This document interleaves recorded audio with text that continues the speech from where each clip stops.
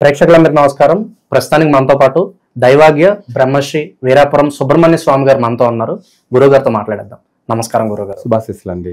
గురుగారు, జూన్ నెలలో ముందుగా మేషరాశి వారికి ఎలా ఉండబోతుంది? ఆర్థికంగా, ఆరోగ్యంగా, అన్ని విధాలుగా ఈ నెల వీళ్ళకి ఎలా ఉండబోతుంది గురుగారు? మంచి విషయమే. మనకు మేషరాశి వారికి ఈ జూన్ నెల 6వ నెలలో ఫలితాలంటే ఏంటంటే, ముఖ్యంగా చెప్పాలంటే మాసంలో ఇంపార్టెంట్గా తిథులు కూడా చూసుకోవాలి.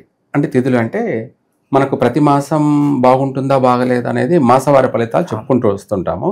అందులో కూడా బాగున్నప్పటికీ ఈ రాశి వాళ్ళు తిథుల్లో కూడా కొన్ని పాటించాల్సి ఉంటుంది, వారము తిథులని. ఈ మేషరాశి వాళ్ళు వారాల్లో ఘాతు వారం, ఆదివారం వచ్చేసి కలిసి రాదు వీళ్ళకి. ఓకే. ముఖ్యంగా ఇంపార్టెంట్ పనులన్నీ కూడా ఆదివారం చేయకూడదు. ఓకే. ఫలితాలు అనేది మనకు మాస ఫలితంలో అయినా ఆదివారం 4 వారాలు వస్తాయి కదా, ఆ వారం చేస్తారు. ఆదివారము చేసి తర్వాత మళ్ళీ మనకు కలిసి రాలేదే, ముఖ్యమైన పనులు ఏమైనా ఉంటే ఆదివారం చేయకూడదు. అంటే తెలియదు కాబట్టి వాళ్ళకి మనం తెలియచేయాలి. ఆదివారం కలిసి రాలేదే అంటే చేస్తారు. ఆదివారం ఎక్కువగా హాలిడేలు ఉంటాయి, ముహూర్తాలు ఉంటాయి కాబట్టి చేస్తారు. వీళ్ళకి వ్యక్తిగతంగా ఆదివారం కలిసి రాదు. ఓకే. అంటే ఇంపార్టెంట్ పనులు, ముఖ్యమైన పనులన్నీ కూడా చేయకూడదు. చిన్న చిన్న కామన్ పనులు చేసుకోవచ్చు, అంటే నిత్యకృత్యాలు చేసుకోవచ్చు. కానీ ఇంపార్టెంట్ పనులు అంటే ఒక ముఖ్యమైన పని మీద ప్రయాణం చేయడం కానీ, లేదంటే జాబ్ గురించి ప్రయత్నం చేయడం, రీసెర్చ్ చేయడం కానీ, లేదా పెళ్లి ప్రయత్నాలు చేయడం కానీ, లేదంటే ఏదైనా ఒక వ్యాపార ప్రారంభం, నూతన ప్రారంభం చేయడం కానీ, వీటితో పాటు లేదంటే పెళ్లి చూపులు ఏదన్నా మొట్టమొదటిసారిగా ప్రారంభం చేసేటప్పుడు కావచ్చు, లేదంటే ఏ పెళ్లి సంబంధానికైనా కూడా ఆదివారం వెళ్ళకపోవడం మంచిది, కలిసి రాదు. ఆ ఆదివారం రోజు పెళ్లి చూపులకి వెళ్తారు, అది క్యాన్సిల్ అయిపోతుంది. ఓకే. ఇలా ఎక్కువగా నష్టపోయే అవకాశం ఉంది. ఒకవేళ పెళ్లి క్యాన్సిల్ కాలేకపోయినా మొదటి చూపులు అనేది జరుగుతాయి కాబట్టి ఆదివారము జీవితాంతం వాళ్ళిద్దరికి నెగటివ్ ఏర్పడే అవకాశం ఉంటుంది. మొదటి చూపు కదా, తొలి చూపు అంటారు. ఇట్లా ఆదివారం రోజున ఇంపార్టెంట్ పనులు చేయకూడదు. తర్వాత తిథులలో పాడ్యమి, షష్ఠి, ఏకాదశి ఈ 3 తిథులందు కూడా వీళ్ళు ఇంపార్టెంట్ పనులు చేయకూడదు, కలిసి రావు. తర్వాత మీరు అన్నట్టుగా 6వ నెల జూన్ నెలలో మేషరాశి వారికి శుభ ఫలితాలే. ఓకే. శుభ ఫలితాలు అనంటే ఏంటంటే ఏ ప్రయత్నం చేసినా కూడా కలిసి వస్తుంది. ఓకే. ఉద్యోగ ప్రయత్నం చేసుకున్నా కలిసి వస్తుంది. అలాగే ఏదన్నా ఉద్యోగాలు ప్రమోషన్ కోసం ప్రయత్నం చేసుకున్నా ప్రమోషన్ అంటే వాళ్ళు చేసే ఉద్యోగంలో గుంపులో గోవిందా అని కాకుండా వీళ్ళు ఒక ప్రత్యేకంగా డిఫరెంట్గా 100 మందిలో ఒక వ్యక్తి, అంటే తనకు మేనేజర్ పోస్ట్ కావచ్చు, లేదంటే దాన్ని ఇలా కొన్ని అభివృద్ధి జరిగే అవకాశం కూడా ఉంది. ప్రయత్నం చేసుకోవాలి. గురుగారు, ఈ రాశి వాళ్ళకి ఏళ్ళనాటి శని ఉన్నప్పటికీ కూడా ఈ నెల బాగానే ఉంటుందంటారా? ఈ నెల బాగుంది. 6వ నెల జూన్ నెల మేషరాశి వాళ్ళకి బాగుంది. అయితే ఇందులో వచ్చేసి వీళ్ళకు కాస్త మితంగా మాట్లాడడం వీళ్ళకు కలిసి వచ్చే అంశం అన్నమాట. అంటే 10 మాటల్లో 2-3 మాటలు మాట్లాడడమే వీళ్ళకు కలిసి వస్తుంది. అంటే 10 మాటలు మాట్లాడేస్తే ఏమవుతుందంటే వాళ్లకు రివర్స్ అయ్యే అవకాశం ఉంది. ఓకే. ఎంతవరకు మాట్లాడాలో అంతవరకే. వీళ్ళ మాట తీరు ప్రభావం అనేది కొంచెం ఎక్కువగా ఉంటుంది. దుడుకుతనం కానీ, రఫ్ కానీ ఇలా ఉంటుంది. అంటే వాళ్ళ మాటల వల్లనే వాళ్ళు కష్టాలని కొనుక్కొచ్చుకోవడం కూడా ఉంటుంది. అయితే గ్రహస్థితి రీత్యా చూసుకుంటే మేషరాశి వాళ్ళకి 6వ నెల జూన్ నెల బాగానే ఉంది. కాకపోతే కొంత ఆరోగ్య చికాకులు, ఆరోగ్యపరమైనటువంటి విషయాలలో, అంటే చిన్నపిల్లలకు కావచ్చు, లేదంటే పెద్దవాళ్ళకి కావచ్చు, కుటుంబ సభ్యుల్లో ఎవరికొవరికి అనారోగ్య పరిస్థితులు కారణంగా వీళ్ళు కాస్త ఇబ్బంది పడడం జరుగుతుంది. ఆరోగ్యపరమైన లేదా వీళ్ళకి, ఈ మేషరాశి వాళ్ళకి ఆరోగ్యపరమైనటువంటి విషయాలలో కాస్త మానసిక ఒత్తిడి, ఆరోగ్యపరమైనటువంటి ఇబ్బందులు ఎదురయ్యే అవకాశం ఉంది. మిగతా విషయాలలో అన్నిట్లోనూ మంచి టాలెంటెడ్గా ముందుకు దూసుకోవచ్చు. వ్యాపారంలో పెట్టుబడులు కూడా పెట్టుకోవచ్చు అంటారు వీళ్ళు. ప్రశాంతంగా చేసుకోవచ్చు. మీరు అన్నట్టుగా వ్యాపార పరంగా కొత్త నూతన వ్యాపారాలు ప్రారంభం చేసుకోవచ్చు. ఇక్కడ మూఢం ఉన్నప్పటికీ కూడా వ్యాపారానికి ఏమి సంబంధం లేదు. ఏంటంటే మనం ఇల్లు గృహప్రవేశం చేయడానికి కానీ గృహారంభాలు చేయడానికి కానీ పనికిరాదు. మామూలుగా కొనవచ్చు కూడా, కానీ గృహప్రవేశం చేయకూడదు. మూఢాలు ఉన్నాయి కాబట్టి. దాంతోపాటు వ్యాపారానికి ఏమి ఇబ్బంది లేదు, వ్యాపారం ప్రారంభం చేసుకోవచ్చు, ఎటువంటి ఇబ్బంది లేదు. నూతన వ్యాపారాలు ప్రారంభం చేసుకోవచ్చు. లేదంటే ఆల్రెడీ వాళ్ళు చేస్తున్న వ్యాపారాలని డెవలప్మెంట్ చేసుకోవడం కోసం వాళ్ళు వీలైనంత వరకు ఏదైనా సరే దానికి ఏదైనా చిన్న పరిహారాలు, ఆ పరిహారం ఏమిటంటే ఆంజనేయ స్వామి, అంటే వాళ్ళు చేసే వృత్తి వ్యాపారంలోనే వీరాంజనేయ స్వామి అష్టోత్తరం కానీ కవచం కానీ ఆ షాప్లో పట్టించుకోవాలి. చేసే బిజినెస్ చేస్తున్నారు కదా, ఆ వ్యాపార ఇది అక్కడే వాళ్ళు కూర్చున్న కాడనే వాళ్ళే అక్కడ చదువుకోవచ్చు. అలా చదువుకున్నట్టయితే ఆ వ్యాపారం కాస్త బాగా డెవలప్మెంట్ అవుతుంది. ఎందుకు ఈ ఆంజనేయ స్వామి అష్టోత్తరం పఠించాలి అంటే వీళ్ళకు నరదృష్టి ఎక్కువగా ఉంటుంది. ఎందుకంటే 10 మందిలో నాంతో ఉంటారు, ప్రజా దృష్టి ఉంటుంది.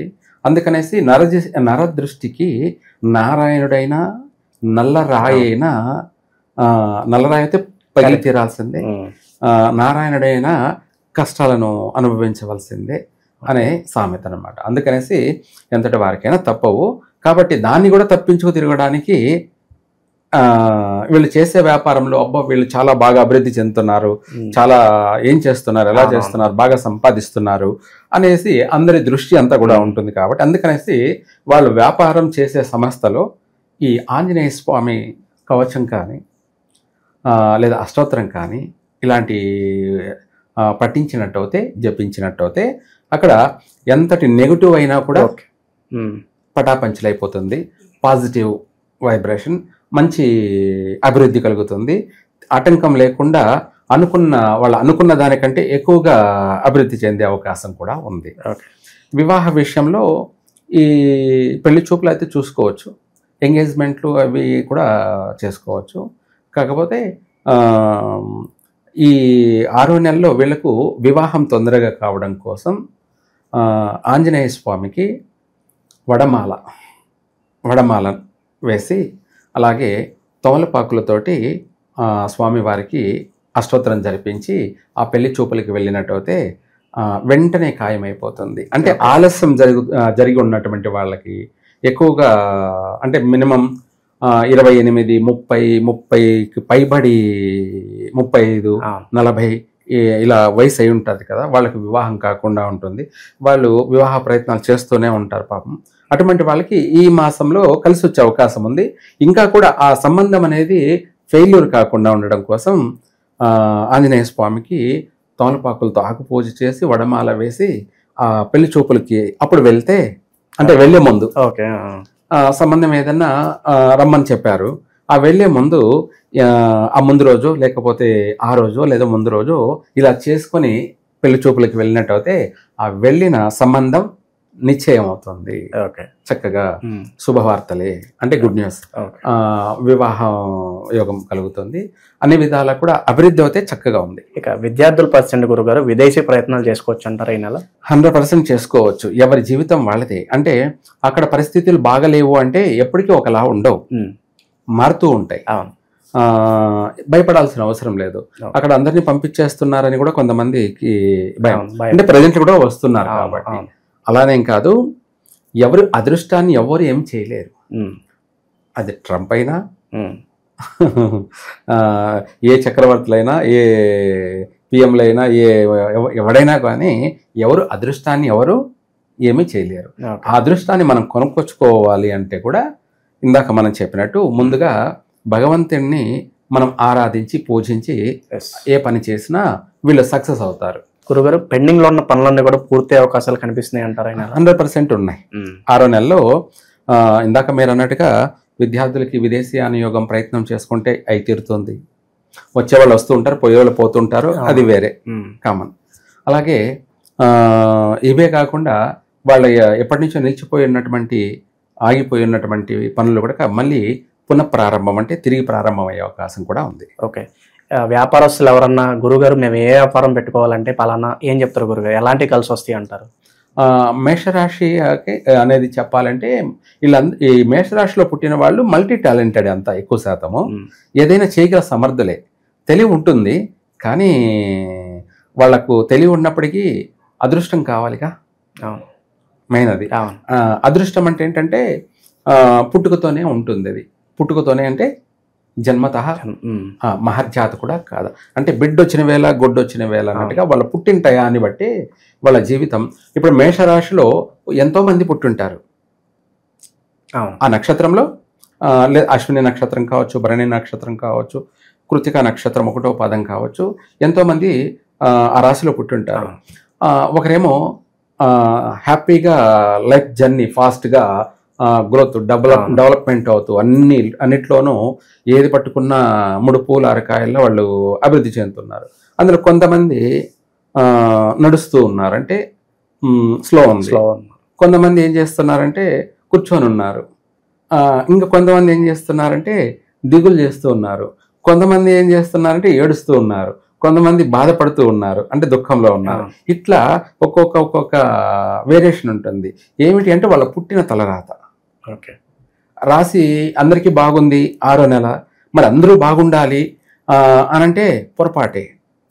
ఓకే, సో ఎవరి జాతకం బట్టి వాళ్ళ పుట్టిన సమయాన్ని బట్టి కూడా రాశి ప్రకారంగా ఓవరాల్ గా బాగుంది. ఓకే, రాశి ప్రకారంగా అయితే ఓవరాల్ గా బాగుంది.